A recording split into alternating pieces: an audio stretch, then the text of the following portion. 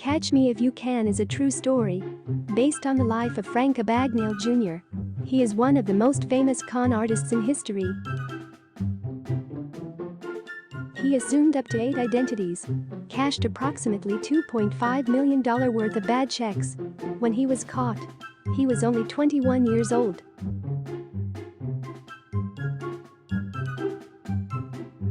It all started when his parents divorced. Frank's life was turned upside down. He began shoplifting. Then he started using his father's credit card to make a tiny profit. He bought things and got part of the sale back in cash. He got caught. His mother sent him to a troubled teen school, so he ran away from home. At the age of 16,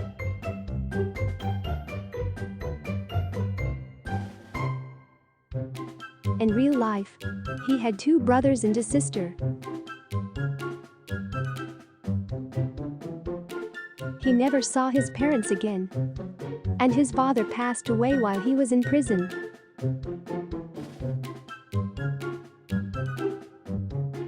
He had no formal education, no money. So he opened accounts under different false identities and wrote bad checks.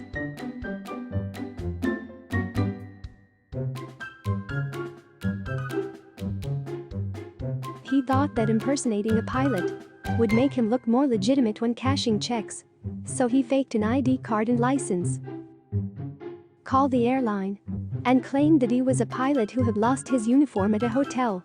The airline quickly sent a free replacement to him.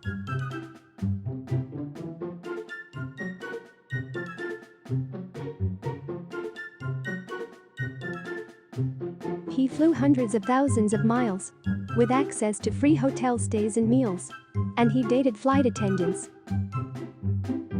Special Agent Shea, the head of the FBI investigative team, chased after Frank and spent several years looking for him.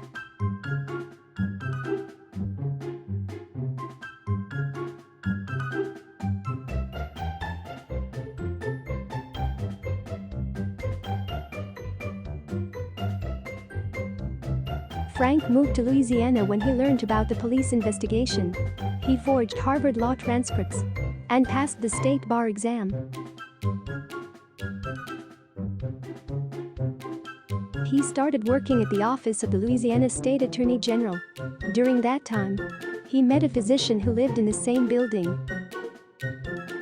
The physician thought Frank was a doctor because he wrote down doctor when he filled in the apartment application form.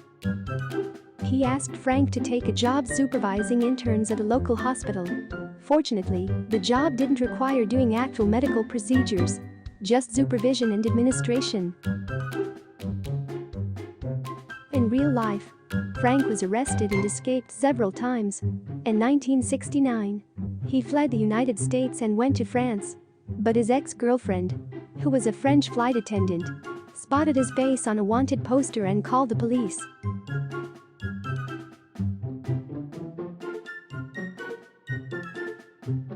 He was arrested and jailed for 6 months.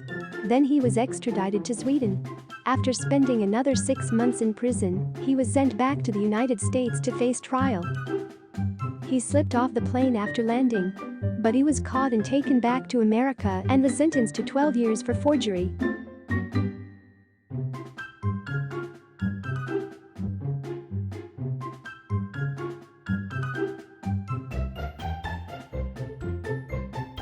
In 1971, he managed to escape prison.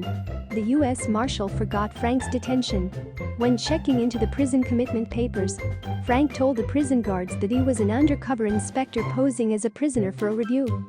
He spent weeks building up the story. The prison guards believed him and gave him special treatment, hoping that the prison would pass the inspection.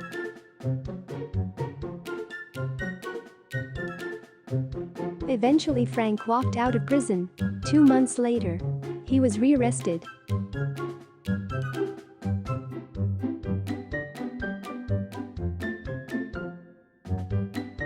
In the movie, Frank escaped a jetliner by removing the toilet and climbing down beneath it. But airline experts say it is impossible. According to a payload systems engineer, The toilets are mounted on top of tanks that weigh over 100 pounds. And even if he managed to undo the toilet, he would have to crawl through a pipe 4 inches in diameter. So how did he escape from the aircraft? Frank claimed that he escaped from kitchen galley where they service the plane, not from the toilet. He was later hired by the FBI as an expert on forgery and document theft in exchange for his freedom. He worked with the FBI for decades. He also started his own agency, educating corporations, financial institutions, and government organizations on how to detect and handle fraudulence. Frank met his wife while working undercover for the FBI. They have 3 sons. One of them works for the FBI. He made a cameo appearance in Catch Me If You Can as a French police officer taking Leonardo DiCaprio into custody. FBI agent Joseph Shea and Frank remained close friends until Shea's death in 2005.